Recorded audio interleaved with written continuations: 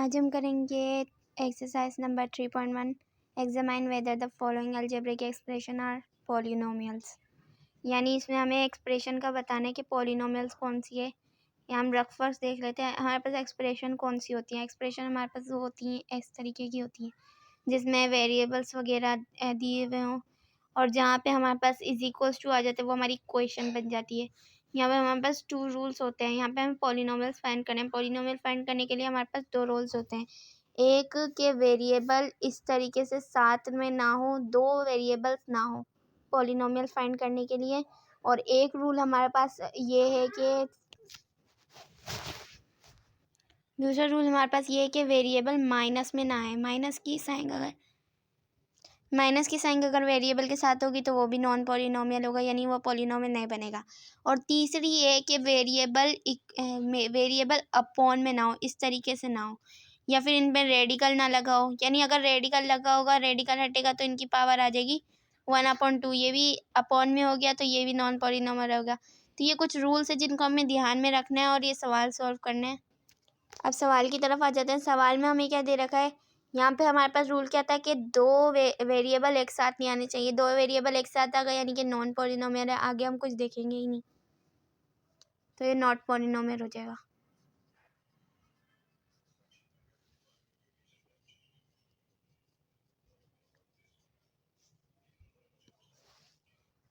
दूसरा, अब दूसरे में भी हमें यही कह रहा है कि है ना पॉलिनोमियल फाइंड करना है, तो 2 वेरिएबल एक साथ आ गए और माइनस की साइन है तो इसका मतलब ये भी नॉट पॉलिनोमियल होगा।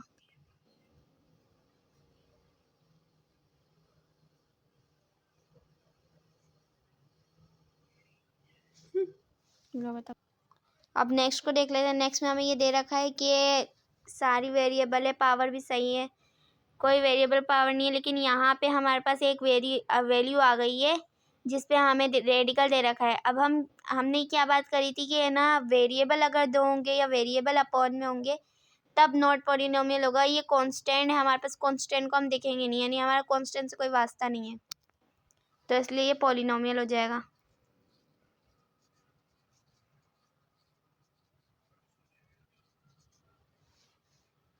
अब नेक्स्ट को देख लेते हैं। नेक्स्ट में अब है ना वेरिएबल के ऊपर हमारे पास रेडिकल दे रखा है, तो इसे हम किस तरीके से कर सकते हैं। जब हमारे पास ये रेडिकल हटेगा तो इसकी पावर हमारे पास आ जाएगी 1/2 माइनस का x प्लस 5x²। या हमारे पास जब अपॉन में इसकी पावर आ गई रेडिकल की तो ये नॉट पॉलिनोमियल हो जाएगा।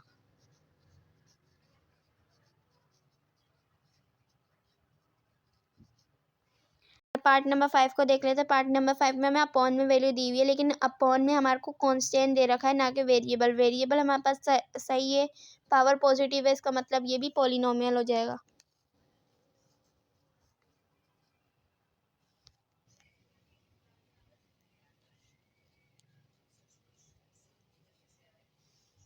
अब इसी तरीके से पार्ट नंबर 6 को देख लेते हैं। पार्ट नंबर 6 में भी हमें यही दे रखा है, कांस्टेंट अपॉन में है, तो इसका मतलब ये भी पॉलिनोमियल की वैल्यू है, ना तो वेरिएबल पे माइनस की पावर है, तो इसका मतलब ये भी पॉलिनोमियल है।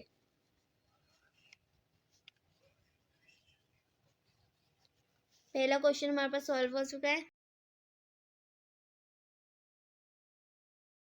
क्वेश्चन नंबर 2 देख लेते हैं। क्वेश्चन नंबर 2 हमें दे रखा है examine whether the following expression are rational और नॉट। वहाँ पे हमें पॉलिनोमियल मालूम करना था, यहाँ पे हमें रेशनल मालूम करना है। सवाल उसी तरीके का है। रेशनल किस तरीके से मालूम करेंगे, रेशनल इस तरीके से मालूम करेंगे, पहले हमें देखना है कि वैल्यू जो हमारे पास पिछले रूल लगे थे वही यहाँ पे भी रूल लगेंगे। यहाँ पे हमें देखना है पहले क्या ये पावर्स पॉलिनोमियल बन रही है, यहाँ पे एक्सप्रेशन के साथ माइनस की पावर नहीं है या अपॉन में नहीं है, तो इसका मतलब ये ऊपर वाली तो हमारे पास पॉलिनोमियल हो गई।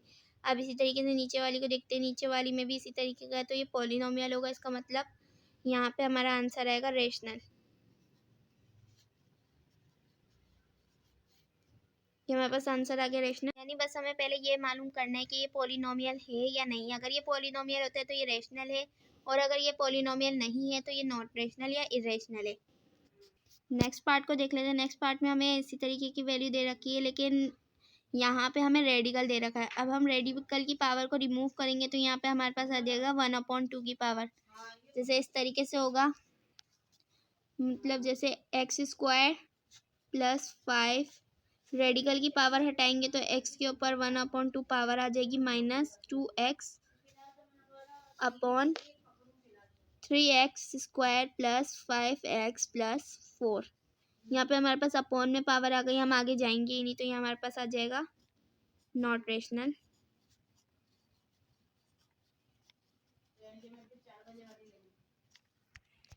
इसी तरीके से नेक्स्ट पार्ट को भी देखेंगे। नेक्स्ट पार्ट में भी रेडिकल आ गया है, तो इसका मतलब इसकी भी पावर 1/2 आ जाएगी। ऊपर नीचे के देखने की जरूरत नहीं है, इसका मतलब ये नॉन पॉलिनोमियल, इसका मतलब नॉट रेशनल आ जाएगा।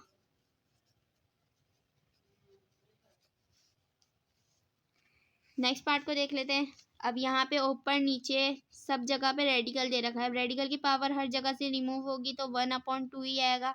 अपॉन में पावर आ जाएगी वेरिएबल की, तो वेरिएबल की जब अपॉन में पावर आएगी तो ये नॉन पॉलिनोमियल होगा, इसका मतलब ये नॉट रेशनल होगा।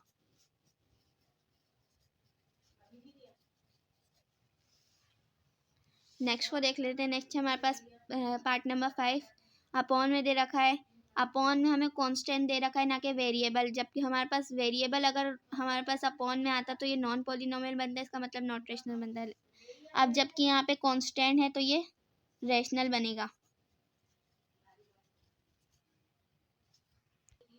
पार्ट नंबर 6 को देखते हैं। पार्ट नंबर 6 में पहले ही हमारे पास रेडिकल आ गया, पावर रिमूव होगी 1/2 आएगा, तो ये हमारे पास नॉट रेशनल है।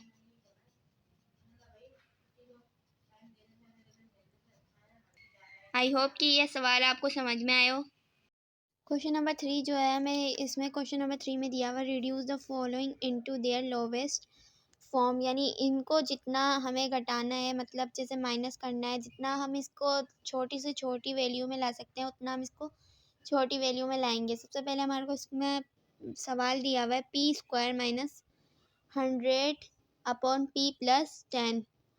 अब यहाँ हम देख लेते हैं, यहाँ पे हमें 10 दिया हुआ है। 10 का स्क्वायर अगर हम निकालें तो हमारे पास 10 का स्क्वायर हम निकालें तो 100 आता है, तो हम इसे इस तरीके से लिख सकते हैं कि p² - 10² अपॉन p+10। यहाँ इस फॉर्म में आ गया, दोनों जगह पे हमारे पास आ रहा है स्क्वायर, p पे भी स्क्वायर आ रहा है और 10 पे भी स्क्वायर आ रहा है। ये a² + b² वाला फॉर्मूला बन गया। अब हम यहाँ पे फॉर्मूला लगाएंगे, formula a - b a² + b² is equals to a + b a - b। ये हमारे पास इस तरीके से फॉर्मूला खुल के आ जाएगा। अब यहाँ हम देखेंगे, सबसे पहले हमारे को p की वैल्यू को करना है। p की वैल्यू को सबसे पहले प्लस में लिखेंगे, p+10 एक ब्रैकेट एंड p-10। यहाँ पे स्क्वायर नहीं आएगा। अपॉन में नीचे जो वैल्यू हमारे पास चली थी वो चलेगी, क्योंकि हमने ऊपर वाली वैल्यू में फॉर्मूला लगाया ना कि नीचे वाली में। तो p+10 ये हमारे पास एज इट इज चलेगी। p+10 और p+10 है ना, एक जैसी वैल्यू हो गई। यहाँ पे हमारे पास कट हो जाएंगी, दोनों हमारे पास कट हो गई, तो हमारे पास आंसर क्या बना, p-10।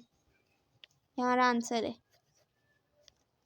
पहले वाले पार्ट में हमने फॉर्मूला लगाया था, इस वाले पार्ट में हम कॉमन निकालेंगे क्योंकि एक जैसी वैल्यू दे रखी है हमारे पे। पहले 3 को देख लेते हैं, यहाँ पे हम कॉमन निकालने के लिए देख लेते हैं हमारे पास क्या चीज़ें सेम है। यहाँ पे हमारे पास सेम है 3a² एंड 3a और 3a दोनों में हमारे पास दिया हुआ है 3a आ जाएगा। सबसे लोवेस्ट फॉर्म, लोवेस्ट पावर वाली वेरिएबल को हम यहाँ रखेंगे। यहाँ पे हमारे पास a1 है और यहाँ पे भी a1 है, लेकिन यहाँ पे a2 है और यहाँ पे a2 नहीं है, इसलिए a1 की वैल्यू हमने यहाँ रख ली। अब हमारे पास सिंपल आ जाएगा, यहाँ से हमारे पास बचा है a के हमने यहाँ ले लिया, a के हमारे पास बचा है और प्लस b बचा है क्योंकि 3a हमारे पास कॉमन आ गया। अब अपॉन में हम लिखेंगे, अपॉन में अब हम देखेंगे यहाँ से कॉमन क्या निकल सकता है। यहाँ से निकलेगा 3 क्योंकि तीनों में आ रहा है, 3a दोनों तीनों में आ रहा है। 3 को हम इससे डिवाइड कर देंगे तो यहाँ पे भी 3a से मल्टीप्लाई हो सकता है, डिवाइड हो सकता है। 3 हमारे पास कॉमन आ गया। अब यहाँ से हमने a के ले लिया तो हमारे पास a बच गया, प्लस 3 को अगर हम 6 से डिवाइड करते हैं तो हमारे पास 2 आ जाता है, 2b आ जाएगा, a हमारे पास हैगा, प्लस 3a हमारे पास रहेगा, हम सिंपल b स्क्वायर ले लेंगे यहाँ से। ये वैल्यू अब हमारे पास बन के आ गई है। यहाँ पे हम देखते हैं क्या चीज़ सेम है। 3a और 3a एक जैसा था कि कैंसिल हो गए। हमारे पास आंसर क्या बना, a plus B, a plus 2b plus b square. ये हमारे पास आंसर बन गया इसका। नेक्स्ट क्वेश्चन देखेंगे। नेक्स्ट क्वेश्चन भी बहुत इजी है, इसको भी इसी तरीके से सॉल्व करते हैं। a minus B upon a plus B. ये वाली वैल्यू जो है हमारे पास इसी तरीके से चलेगी। दूसरी वैल्यू में जो हमें सॉल्यूशन करना है हम उसे देख लेते हैं। अब हमारे पास एक वैल्यू दे रखी है a स्क्वायर और एक वैल्यू दे रखी है a b। तो यहाँ पे से हम a कॉमन ले सकते हैं। यहाँ से हमने a कॉमन ले लिया, दोनों जगह पे एक जैसा था। अब यहाँ पे a के हमारे पास बचा है प्लस, और यहाँ से a के यहाँ पे आ गया तो हम b लिख देंगे। इसी तरीके से नीचे देखेंगे हम, नीचे क्या कॉमन निकल सकता है, 2a और 2। यहाँ पे a इसके साथ नहीं है, सिर्फ 2 दोनों जगह पे सेम है तो हम 2 को कॉमन ले लेंगे। यहाँ से हमारे पास बचा a स्क्वायर माइनस का b स्क्वायर। यहाँ पे देखें तो हम a स्क्वायर और माइनस b स्क्वायर का फॉर्मूला बन रहा है, यानी कि इसका मतलब है कि एक वैल्यू हमारे पास प्लस में है और एक वैल्यू माइनस में है। यहाँ पे लिख लेते हैं अप्लाइंग फॉर्मूला।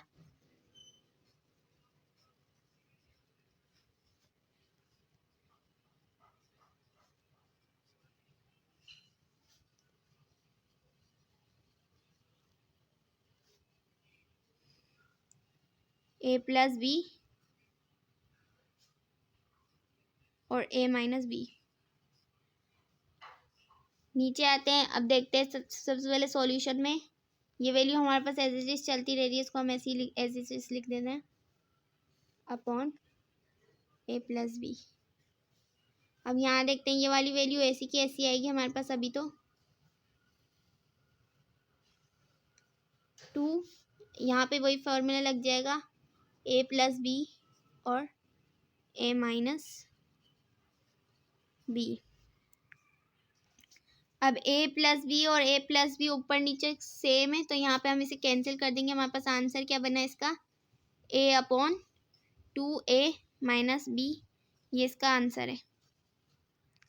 इसी तरीके से इसके पार्ट नंबर 4 को देख लेते हैं। इसमें भी a स्क्वायर b स्क्वायर, ये पूरी वैल्यू जो यहाँ पे लिखी हुई है a हो जाएगी, ये हमारे पास b हो जाएगी। तो यहाँ पे हमारे पास a स्क्वायर b स्क्वायर का फॉर्मूला लग सकता है जो हमने ऊपर लगाया था।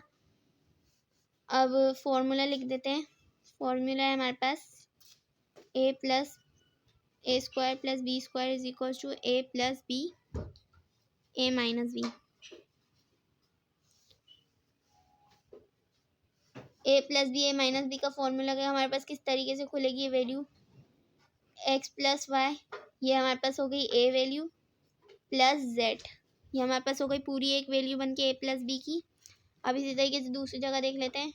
a प्लस बी तो हमारे x प्लस वाई हमारे पास a वैल्यू थी तो हम इसे इसी तरीके से लिखेंगे।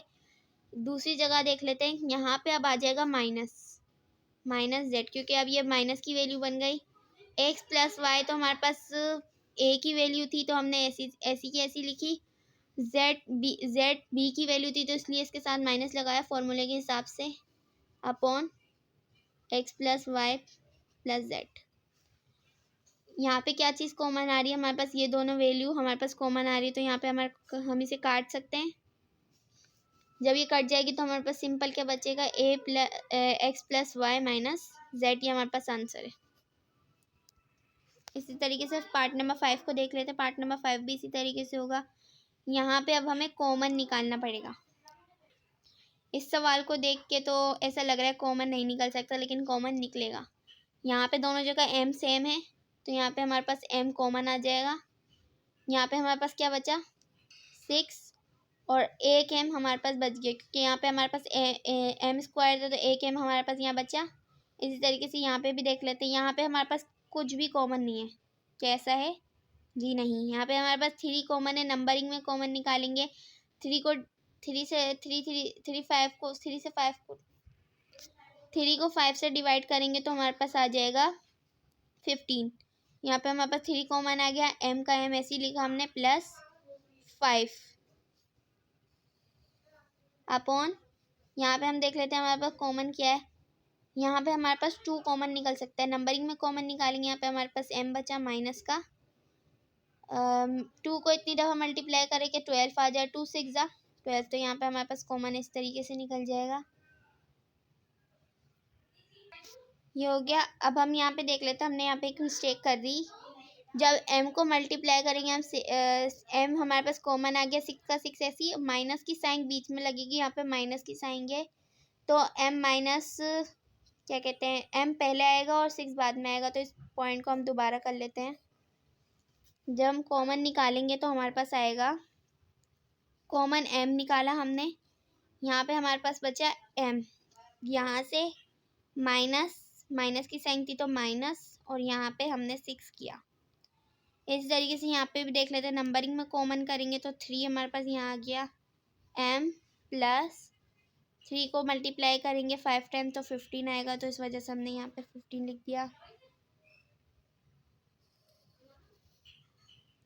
अब यहाँ नीचे देख लेते हैं, यहाँ पे नीचे इसी तरीके से कॉमन निकाल लेंगे जिस तरीके से हमने ऊपर निकाला था, मतलब जैसे 2 कॉमन निकल गया तो हमारे पास बचा m माइनस 2 6 जा 12, इस तरीके से आ गया। अब यहाँ पे हमारे पास m minus 6 m minus 6 same है, तो हम इसे इस तरीके से लिख देंगे। अब हम यहाँ देखते हैं, हमारे पास बचा यहाँ से m और यहाँ पे 3। अब हम 3 और m को अरेंज करके इस तरीके से लिख देते हैं, 3m m प्लस 5 यहाँ से हमारे पास बचा, और अपॉन 2, ये हमारे पास आंसर है। पार्ट नंबर 6 को देख लेते हैं। पार्ट नंबर 6 इन सबसे डिफरेंट तरीके से होगा, मतलब इसमें मिडिल टर्म ब्रेक करेंगे हम। मिडिल टर्म ब्रेक कैसे करी जाती है, एक्स स्क्वायर माइनस 2 को ब्रेक करेंगे, मतलब ऐसा कुछ करें कि ये आंसर आ जाए। तो 2x minus x minus 3 upon x square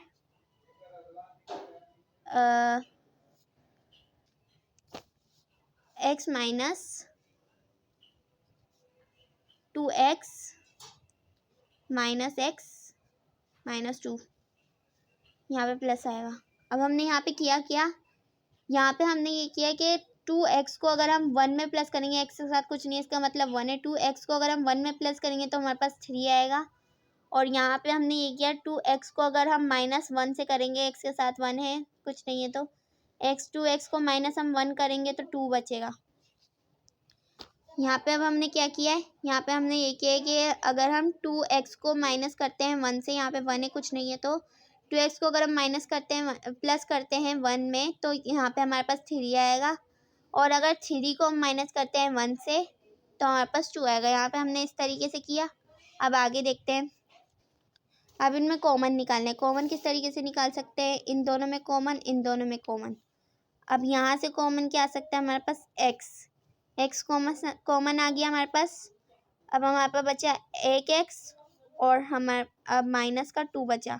1x हमारे पास यहाँ आ गया तो हम x नहीं लिखेंगे, प्लस बीच में यहाँ से कुछ कॉमन नहीं निकल सकता, इसका मतलब जहाँ से कुछ कॉमन ही निकलेगा वहाँ से 1 कॉमन निकलेगा। अगर आप चाहें तो 1 लिखें, ना चाहें तो नहीं लिखें, आंसर बाद में यही आना है, -3 अपॉन, यहाँ पे भी इसी तरीके से देखेंगे। यहाँ पे दोनों में जगहों में से x कॉमन निकल रहा है। x कॉमन निकालने के बाद यहाँ पे हमारे पास 1x बचा, -3 बचा, 1x यहीं पे चला गया, माइनस यहाँ पे से भी कुछ कॉमन नहीं निकल सकता, इसका मतलब 1 कॉमन निकलेगा, माइनस का 2 इसी तरीके से आ जाएगा। अब ये और ये वैल्यू सेम आ रही है और ये वैल्यू सेम आ रही है, लेकिन हम इसे कट नहीं करेंगे, हम इसे इस तरीके से लिखेंगे। पहली वैल्यू हमारे पास x और 1, हम इन दोनों को साथ करके लिख लेंगे x + 1 इस तरीके से। और ये वैल्यू सेम है तो हम इन दोनों को भी सेम करके लिख लेंगे, x - 2 अपॉन ये वैल्यू। इसी तरीके से इन दोनों वैल्यू को भी साथ में लिख लेंगे, x माइनस प्लस,